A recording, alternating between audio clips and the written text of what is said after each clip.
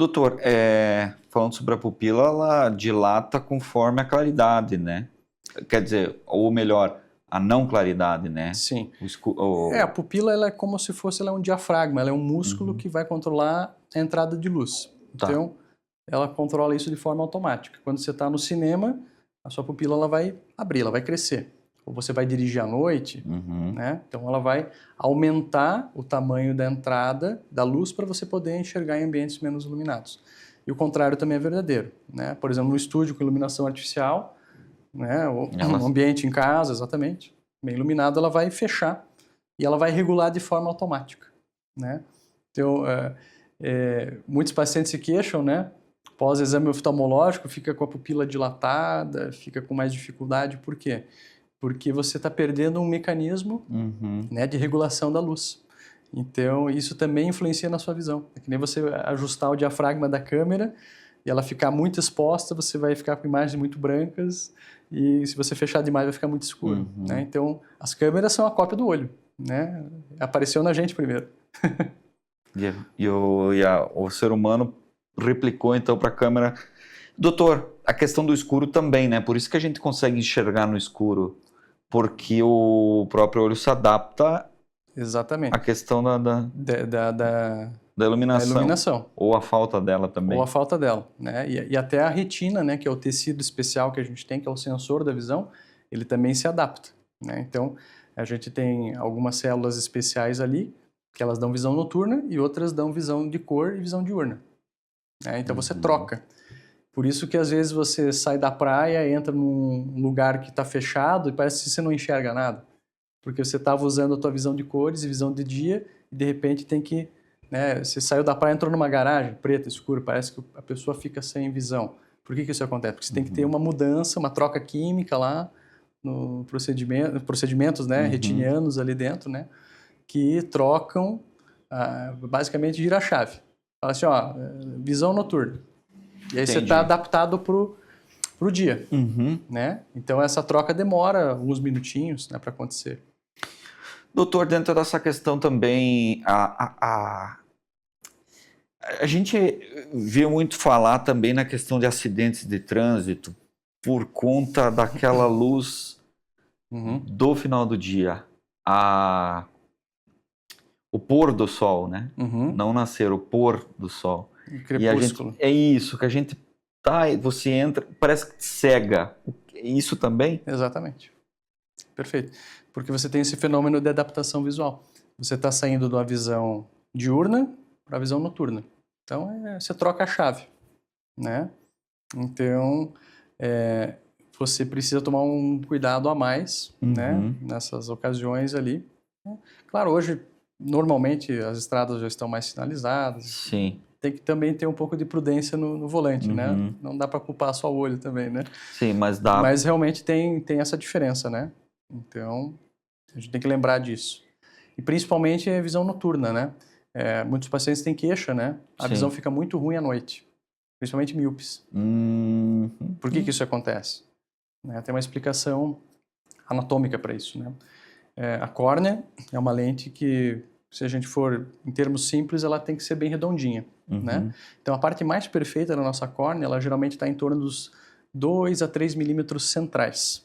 Né? A córnea tem mais ou menos 11 a 12 milímetros, né, de tamanho total. Tá? Então, quando a pupila dilata, ela acaba englobando áreas da córnea que não são tão perfeitas. E aí, quando a luz entra no olho, ela dobra um pouquinho diferente e dá fenômenos visuais. Então, a pessoa está dirigindo, fazendo uma ultrapassagem, vem aquela luz contrária, ela fica cega. Né? Por que isso acontece? Né? Justamente por conta dessas aberrações ópticas, né, que na parte periférica da córnea são muito maiores. Né? Quando você tem a visão mais fechada, a pupila mais fechadinha, você melhora a qualidade da visão. Né? Quando ela dilata muito, a visão ela tende a decair também, principalmente nos míopes. Fala, doutor, eu não enxergo muito bem de noite. E pelo tamanho da pupila. Paciente jovem tem pupila muito grande. Normalmente, quem tem olho claro, às vezes você vê, tem pessoas que parece que estão sempre com a pupila bem dilatada. Parece que elas bulicam. Isso, exatamente. Porque geralmente são jovens, são olho claro. Com a idade, a tendência da pupila naturalmente é ir reduzindo o diâmetro. Aí você também melhora um pouquinho a qualidade visual. E aquelas pessoas que confundem cor, doutor?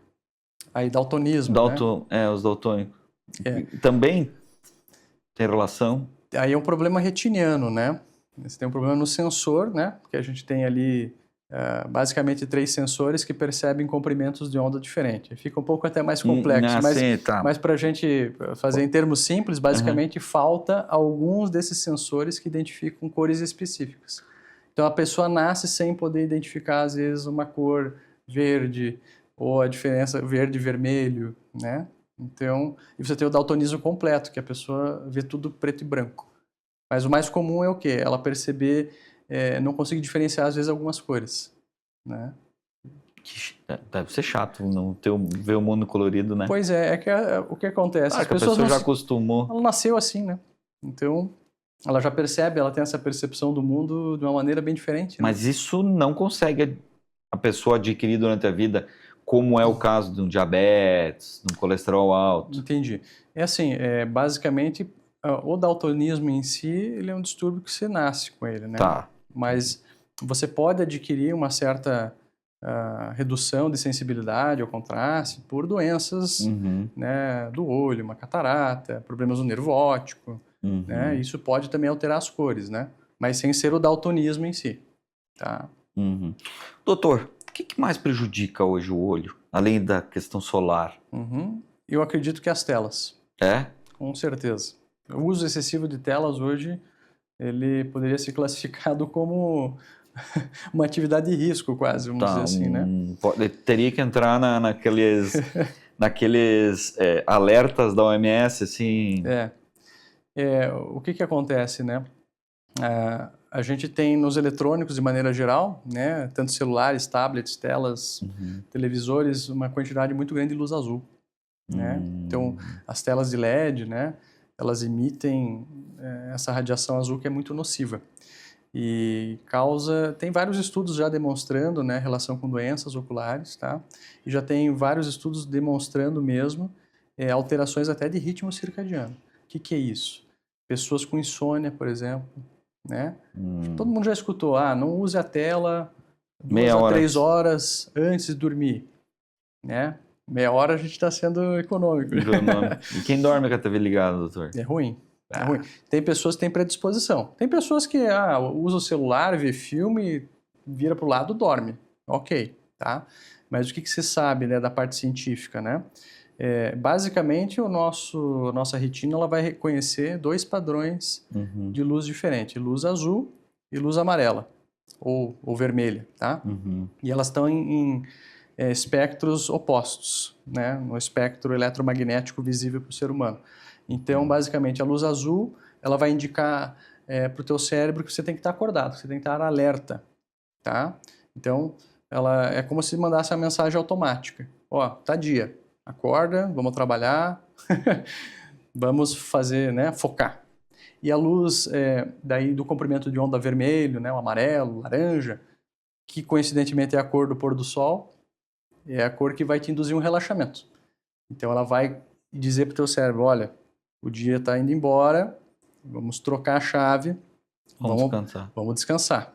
E aí que você tem também a liberação e a produção, na verdade, né, através da visualização desses comprimentos de onda, né, do pôr do sol, comprimento de onda quente, né, que a gente chama, da produção de melatonina.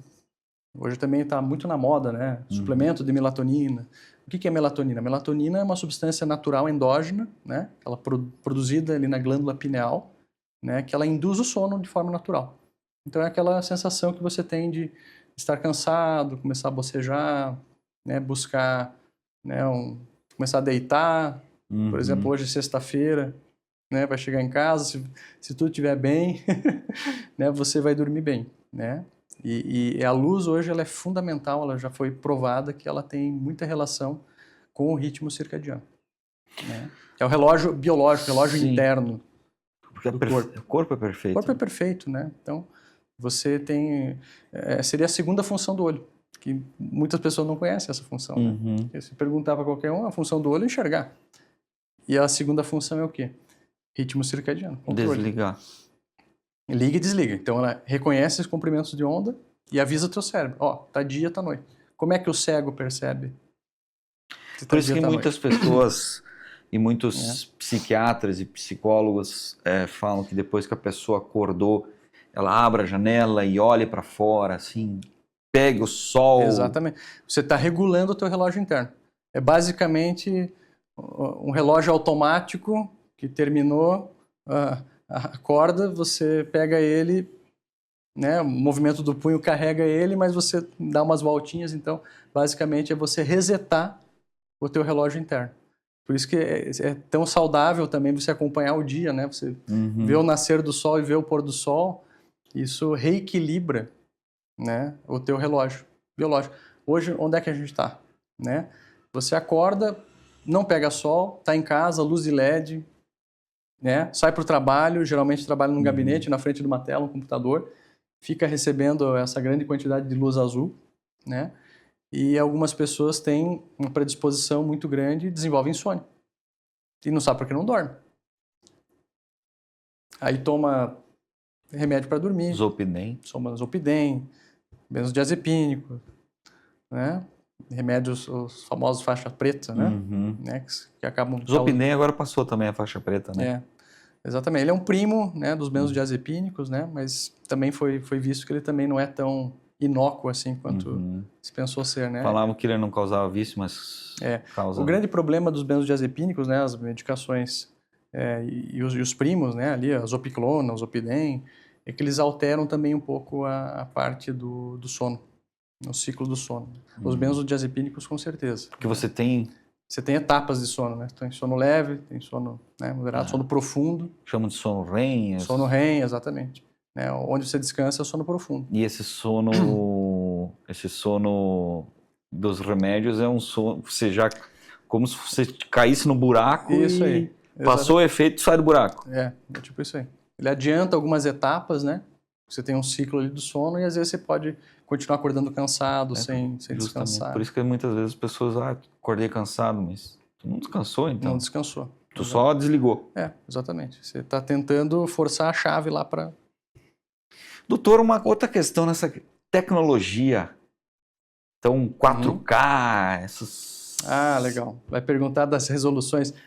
Até quando que vale a pena comprar uma 4K, uma 8K? Não. Mas até quanto elas fazem mal, porque, porque o cara pega ali, sei lá, eu tenho uma 4K, uma 8K. Muitas vezes o teu olho não percebe. Assim, além da 4K, basicamente, assim, você já não vai ter muita diferença. A gente tem uma diferença do analógico pro HD. Sim. Isso a gente... Com certeza. É normal. Até quem enxerga mal vê que melhora a imagem. Exatamente. Mas algumas etapas adiante já depois não muda marketing.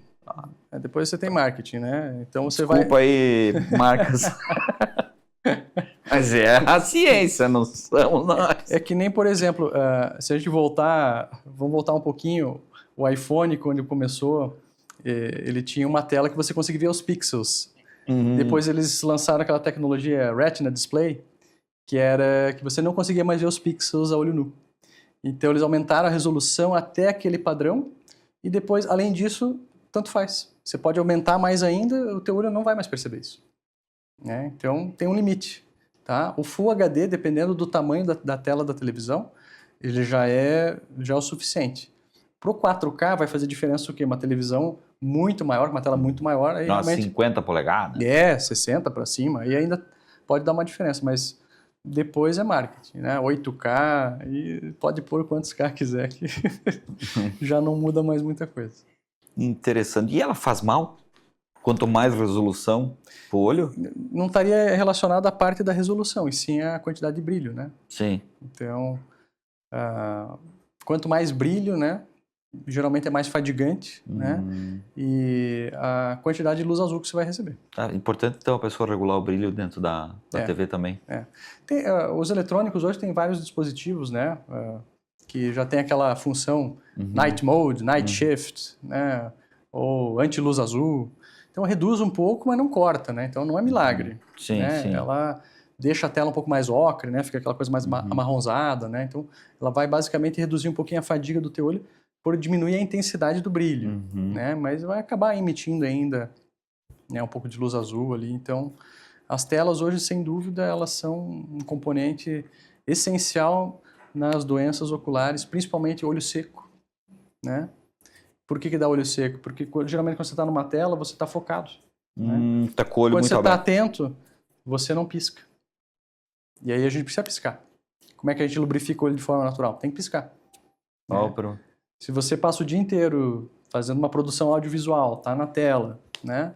E tá concentrado, vai chegar ao final do dia, o olho tá cansado, né? Dá uma sensação Viu, de Lucas? peso, né? Então, tem essa outra parte da tela, né? Então, tem tanto a desregulação, né, de ritmo circadiano, que é para algumas pessoas são muito sensíveis, né? E descoordena o sono, inclusive. E o segundo ponto seria o olho seco, né? Que hoje é uma epidemia, né? Você tem olho seco em paciente de 12 anos de idade, por abuso de tela. Você tem ceratite, você tem um monte de coisa. Tem uma pessoa que hoje trabalha assim, vamos usar o exemplo do nosso editor aqui, o Lucas Sandron, ele, você também, Lucas, ele está aqui no nosso estúdio, gravando, editando, tal. É interessante que ele saia, procure outros ambientes. Sem dúvida. Além de mexer o corpo, a saúde ocular agradece. Você vai relaxar a musculatura do olho. Show. Tá? Então, o que acontece? Sempre que a gente quer olhar de perto, né, a gente faz alguns movimentos microscópicos, né, ou muito pequenos, né, nos globos oculares, né? Então, basicamente, o que a gente faz? Uma convergência, ou seja, os olhos eles acabam inclinando um pouquinho para dentro, né? Você faz uma miose, reduz o diâmetro pupilar, né? E você faz uma contração, você faz um engurgitamento do teu cristalino. O cristalino fica um pouquinho mais gordinho para focalizar melhor, né, aquela imagem. Né? Então você faz uma compressão ali do músculo ciliar e aí o cristalino fica um pouquinho mais gordinho e aí ajuda a focalizar a visão de perto. Então, paciente que fica horas e horas na frente de uma tela, ele está em constante contração do músculo ciliar, que é o músculo que dá o foco. Forçando. E aí, como é que você combate isso? O ideal é você olhar através de uma janela ou algum lugar que tenha 6 metros ou mais. Porque além de 6 metros, o nosso músculo ciliar ele relaxa, né? E acaba relaxando também essa fadiga visual, essa sensação de pressão, né? Que isso pode ter. Quanto em quanto tempo? Olha, eu recomendo meus pacientes, assim, a cada hora, dá aí alguns minutos, tá? 2, 5 minutos, né? Cada hora aí. Até para quem está nos acompanhando, não só aqui de Joaçaba, região, né? Mas o YouTube hoje vai As Brasil recomendações, elas variam bastante, né? Mas o importante é o quê? A pessoa fazer isso de vez em quando, né? Então, você não precisa ter um relógio lá para ficar... Né? Porque a gente sabe que ninguém acaba fazendo isso, mas lembrar, né, dessa pausa é importante, muito importante. Muito bom. Doutor, entramos na primavera. É o mês das flores, a gente olha os ipês coloridos, floridos, Sim. bonitos, as flores cheirosas, mas também causam alguns problemas para a visão, né? Causam, exatamente. Bem nessa época a gente está tendo um aumento expressivo, né, das conjuntivites alérgicas, tá? Então, basicamente o que acontece, né? Esse período de floração muito bonito, né? Mas carrega também muito pólen, né? E o pólen, ele através do vento chega em todos os locais. E a nossa região principalmente muito afetada porque a gente tem muito terreno agricultável, né? Ou com produção mesmo, né? Então, flores, frutas, plantas, enfim, entram num período ali de reprodução também e vão lançar pólen, né, para trazer insetos, enfim, vão completar o seu ciclo de vida, né, mas também vão trazer sintomas alérgicos, né, pacientes que já têm rinite, distúrbios, dermatite atópica, né, e principalmente irritação ocular, né, nessas épocas ali, inverno e primavera, muito comum, né, então começa principalmente a dar coceira no olho, lacrimejamento, sensação de areia, né. Se você tem sentido qualquer um desses sintomas, é importante procurar uma avaliação, né, porque você pode estar desenvolvendo uma conjuntivite alérgica. E a conjuntivite alérgica ela pode ser classificada desde leve a extremamente agressiva, né, exuberante, né, quase exuberante. Então você pode ter um pequeno lacrimejamento ou você pode acordar com os 2 olhos inchados e ficar com dificuldade até de abrir eles, de forma natural. né? Porque não somente o olho, né? O branco do olho é envolvido, né?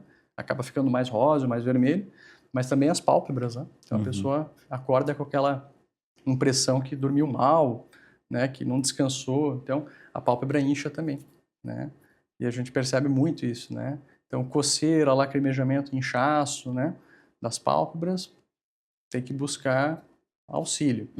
Principalmente porque a coceira leva você a acabar inoculando, às vezes, uma bactéria, um vírus, né, dentro do seu olho, e aí você pode complicar essa conjuntivite que parecia bobinha, né, uma alergiazinha simples, pode virar uma infecção bacteriana, uma infecção viral, né, e aí você pode ter vários problemas. Importante, então, não coçar. Não coçar. E o que pode ser feito? Um colírio, Olha, alguma coisa? basicamente, né, a gente fala, a exposição, controlar a exposição é super importante, né? Então, se o paciente mora atrás do terreno com De um plantação, laranjal. exatamente, né? Então, ele vai estar constantemente exposto e ele vai ter períodos de recorrência muito maiores, né? Então, apesar do tratamento oftalmológico, ele pode não ter uma melhora significativa ou pode ter a manutenção do quadro. Se Então, mude. às vezes é difícil isso, né? Sim. Mas é importante o paciente perceber o seu entorno, né, o seu ambiente, né? Porque às vezes ele é alérgico a alguma coisa que tem no trabalho, né? Tem lá ácaros, pó, né? Tem um monte de coisa que você pode ser alérgico, virtualmente qualquer coisa, né? Então, o controle de ambiente é super importante. Do ponto de vista de tratamento, normalmente a gente tem que avaliar caso a caso, né? E orientar o paciente à prescrição do colírio correto, né? Colírios antialérgicos, colírios anti-inflamatórios, né? Colírios lubrificantes, hidratantes, né? Para fazer uma limpeza também dos olhos, né? Para que possa remover o pólen ali. Então é importante que as pessoas busquem o oftalmo. Com certeza. Evitar, né, nos cuidados, voltando lá, uma das primeiras perguntas que me fez, né? O que a gente pode também fazer para cuidar dos olhos é evitar a automedicação. Tá. Né? Que é muito comum. Você faz Então, vou comprar um colírio. Vou lá na farmácia, fala com o farmacêutico, ele te dá qualquer colírio lá, você usa, resolve um pouquinho, aí você não fica 100%, continua usando, e quando você vê, você ficou 1 ano usando um colírio que você nem sabe se era o certo para você, se não pode ter agravado o teu quadro, né? Que é muito comum, infelizmente, né? A prescrição, a venda de colírios perigosos, né, que não tem controle. Por exemplo, colírios de corticoide, né? Não tem que ter receita? Corticoide, infelizmente, esse colírio eles vendem livremente, né? Deveria ser obrigatório. A Anvisa tem que mudar essas... Perfeito. Por quê, né? Porque o corticoide, ele no curto prazo, ele é benéfico, depende do quadro clínico, enfim, que o paciente tem. Mas se você tiver orientação... Exatamente. O uso crônico, né, desses colírios sem conhecimento do paciente pode trazer glaucoma, catarata, né? Inclusive em pacientes jovens. Tá? Então, pacientes que, eu só melhoro quando uso esse colírio. Às vezes eles tiram lá um frasco de corticoide. Quem que deu? Não, me venderam. Né? A pessoa então não está sabendo, melhora às vezes o quadro, mas ela não buscou orientação e está usando um colírio que vai dar um problema que vai às vezes acarretar numa cirurgia. Né? Uma coisa tão boba, né, que pode complicar muito. Evitável. Evitável, exatamente. É buscar orientação, né? Então, a gente tem que buscar os profissionais para ajudar a gente. Gostou desse vídeo? Gostou desse corte? Se inscreva aqui no canal da Líder FM.